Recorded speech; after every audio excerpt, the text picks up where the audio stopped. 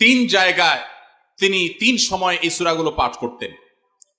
একটা হলো সকাল এবং সন্ধ্যায়। সকাল এবং সন্ধ্যায় নবী করিম সাল্লাল্লাহু আলাইহি সাল্লাম তিন কুল পড়তেন। এটাকে সংক্ষেপে বলা হয় তিন কুল। যেহেতু তিন সূরার শুরুতে কুল শব্দটা আছে, এই জন্য সংক্ষেপে বলা হয় তিন কুল। এই তিন কুল ইখলাস, ফালাক, নাস, এই শেষের তিনটা সূরা কোরআনের, এই তিনটা সূরাকে আমাদের প্রিয় নবী সাল্লাল্লাহু আলাইহি সাল্লাম সকাল সন্ধ্যায় পড়তেন। একটা টাইম পাইলাম, কোন টাইমে পড়তেন? সকাল এবং সন্ধ্যায়। সকাল এবং সন্ধ্যার পাশাপাশি তিনি রাতে ঘুমানোর আগে আবার পড়তেন। তাহলে দুইটা টাইম পাইলাম। আরেকটা টাইম হলো 5 ওয়াক্ত নামাজের পরেও তিনি পাঠ করতেন। তাহলে কয় টাইম হলো? 3 টাইম। 3 কুল পড়তে হয় প্রতিদিন, রাত পুরা 24 ঘন্টার মধ্যে কয় টাইম?